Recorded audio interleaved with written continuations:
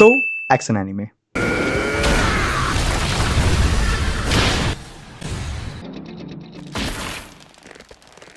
Action सबसे ज्यादा famous genre है, चाहे वो कहीं भी क्यों ना हो, हॉलीवुड, बॉलीवुड, टॉलीवुड। इसलिए स्प्रिंग सीरीज का सबसे पहला वीडियो हम एक्शन एनीमे पे ही बना रहे हैं। Kaiju number 8। ये कहानी है एक बंदे की जो कि टट्टी साफ करता है। इस दुनिया में काइजू है, मतलब गॉडजिला टाइप के प्राणी, और उसे मारने के लिए एंटी काइजू फोर्स है। एक दिन चीनू और मीनू मिलकर प्रण लेते हैं कि हम लोग काइजू को मारेंगे।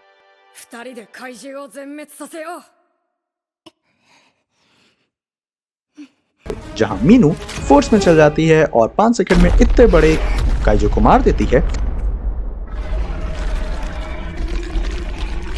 वहीं चीनू टट्टी साफ करता है, पर ये कोई ऐसा वैसा टट्टी नहीं है, काइजू का है।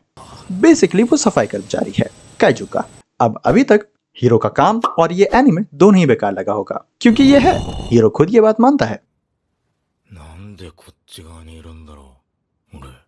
पर जैसे ही हम पहला एपिसोड का टाइटल बताएंगे, ये इंटरेस्टिंग लगने लगेगा, जो कि है the man who become a kaiju.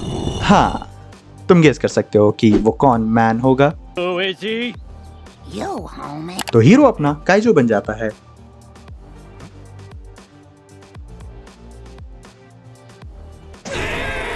और यहाँ उसके पास 2 प्रॉब्लम होते हैं। पहला तो काइजू को मारना है और दूसरा अपने आप को बचाना है, क्योंकि वो भी एक काइजू है और इसके पीछे भी काफी बड़ा बंदे का हाथ है, इलॉन मस्क का। क्योंकि इसका पहला एपिसोड ट्विटर पे प्रीमियर हुआ था, तो किसने सोचा था कि तुम ट्विटर पे एनीमे देखोगे? मतलब हम लोग हर जगह एनीमे देख रहे हैं, क्रंची रोल को छोड़ के।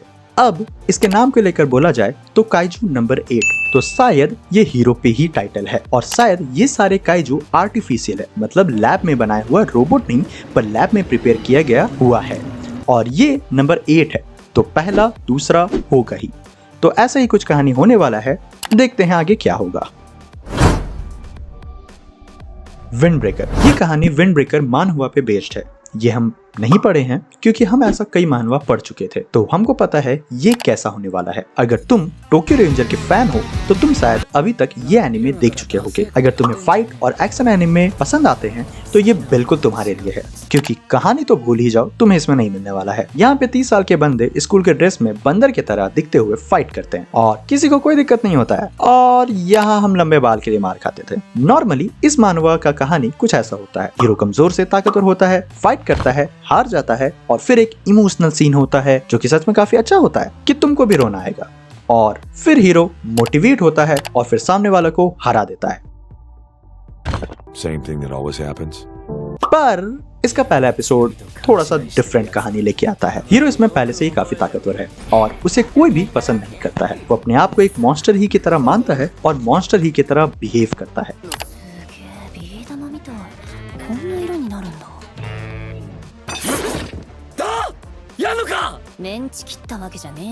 उसका एक नया स्कूल में ट्रांसफर हो जाता है कुछ कारण से, जो वो पुराने स्कूल में करता है, और वो यहाँ पे भी पुराने स्कूल के ही तरह सबसे ताकतवर बनना चाहता है। ये स्कूल फेमस है ज्यादातर गैंगस्टर के लिए। कुछ लड़ाई होता है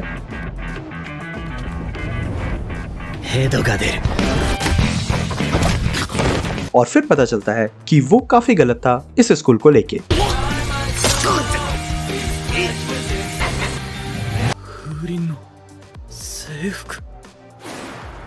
और वो अपने आप को जितना वियर्ड मानता है, वो अकेला नहीं है, उसके तरह कई हैं। हीरोइन का एडवाइस से हम गेस कर सकते हैं कि ये एनीमे का प्लॉट क्या होगा।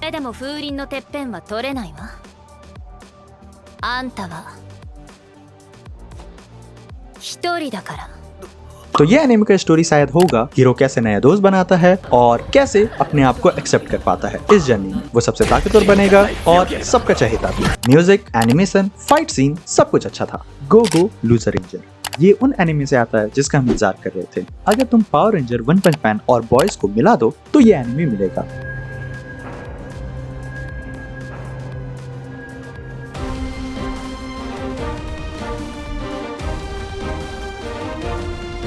अर्थ पे मॉन्स्टर अटैक करते हैं हर संडे को और इन हीरो का काम होता है उन्हें हराना हर संडे को। ये एक एंटरटेनमेंट की तरह है।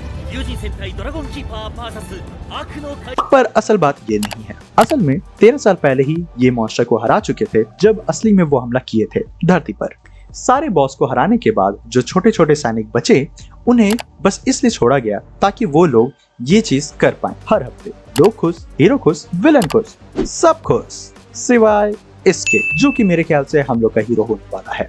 इस एनिमे से हमको बहुत उम्मीद है, तो देखते हैं क्या होता है। Mission Yozakura family. तो हीरो का फैमिली मर जाता है और वो किसी से दोस्ती नहीं करता है इसी डर से कि वो भी मर जाएंगे, सिवाय उसके बचपन के एक दोस्त के। अचानक से पता चलता है कि उसका वाइस प्रिंसिपल एक साइकोपैथ है जो कि उसके बचपन की दोस्त को स्टॉक कर रहा है तब से जब वो 3 साल की होती है।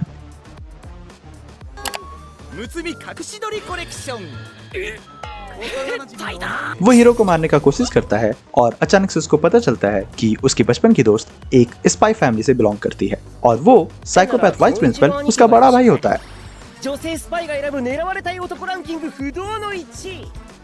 वो ऐसा इसलिए कर रहा होता है क्योंकि उसके कारण उसके बचपन की दोस्त को चोट लग गया था बहुत पहले, तो तब से जो भी उसके पास आने का कोशिश करता है वो उसको मार देता है या अधमरा करके छोड़ देता है। वो हीरो को मारना चाहता है और एक ही तरीका है उसको हराने का, वो है कि इसको शादी करना होगा अपनी दोस्त से। और मस्त बात यह है कि वो एपिसोड 1 में ये कर भी लेता है। कहानी खत्म।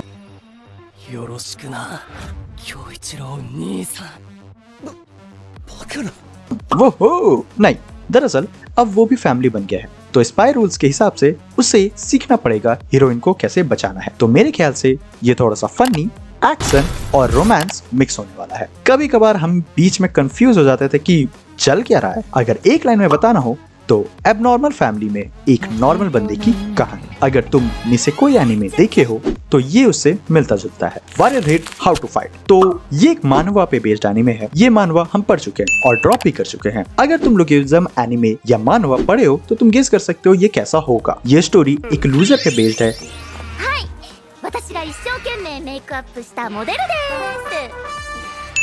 जिसे सब बुली करते हैं और उसकी माँ को कैंसर है। वो सब कुछ करता है हॉस्पिटल का बिल भरने के लिए, पर वो अपनी जिंदगी से खुश नहीं है।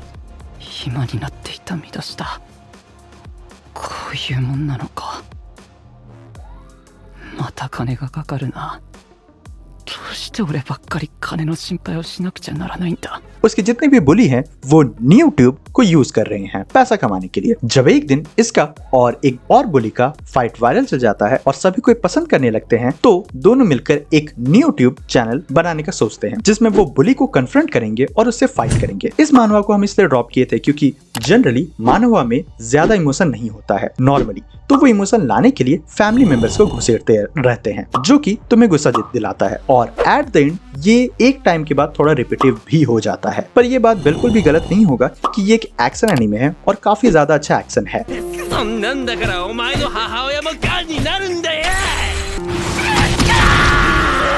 और वो सारे इमोशंस के साथ साथ ये फनी भी है। ये काफी फनी मानवा है तो एनीमे भी फनी होगा। तो अगर तुम्हें एक एक्शन और कॉमेडी एनीमे चाहिए जिसमें तुम्हें स्टोरी पे ध्यान नहीं देना हो तो ये तुम्हारे लिए बिल्कुल है। पहला एपिसोड अच्छा था, देखते हैं आगे कैसा होगा। तो ये थे सारे एक्शन एनीमे स्प्रिंग सीजन के। इनमें से कोई अच्छा लगा तो बताना, कोई देख लियो तो बताना। 7 एपिसोड अभी तक रिलीज हो चुका है, अगर तुम देखना चाहो तो देख सकते हो।